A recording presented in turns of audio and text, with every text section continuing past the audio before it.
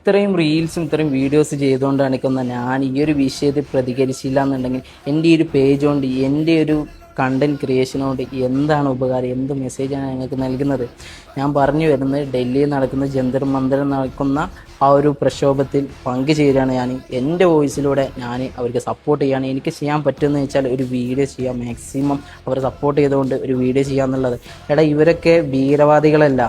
സ്വന്തം എക്സാം വർഷങ്ങൾ എഫേർട്ട് എടുത്ത് നീറ്റ് എക്സാം എഴുതിയിട്ട് ഒരു നിമിഷത്തിൽ പറയാം നിങ്ങൾ എഴുതിയ പേപ്പറിന് വാല്യൂ ഇല്ല, നിങ്ങൾ എഴുതിയ എക്സാമിന് വാല്യൂ ഇല്ല, നിങ്ങളെല്ലാവരും വീണ്ടും എക്സാം എഴുതണമെന്ന് പറഞ്ഞാൽ എനിക്കൊന്ന് സ്വപ്നം കാണാൻ പറ്റാത്തൊരു സംഭവമാണ് നീറ്റ് എക്സാം എന്ന് പറയുന്നത്. എനിക്കൊന്നും ആ ലെവലിൽ എത്താൻ പറ്റില്ല. അത്രയും എഫേർട്ട് എടുത്ത് പഠിച്ചിട്ട് അവസാനം പേപ്പർ ചോർന്ന് അതിന് ഉത്തരം പറയേണ്ടത് ആര്? അവരെന്നിട്ട് മിണ്ടുന്നുണ്ടോ?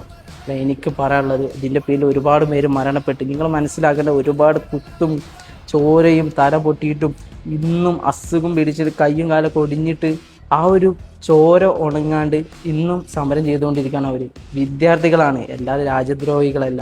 അവർക്ക് സപ്പോർട്ട് ചെയ്തില്ലെങ്കിൽ പിന്നെ നമ്മൾ ആർക്കാണ് സപ്പോർട്ട് ചെയ്യുക? ഒരു സ്റ്റോറിയിൽ പോലും നിങ്ങൾ സപ്പോർട്ട് ചെയ്യാത്ത ഒരുപാട് പേരുണ്ടാവും. ഈ ഒരു വീഡിയോ കടിയിലുണ്ടാവും എന്നെ ഭീകരവാദിയാക്കിയിട്ടും സമൂഹദ്രോഹിയാക്കിയിട്ടും ഒരുപാട് കമൻറ്റ് വരാനും.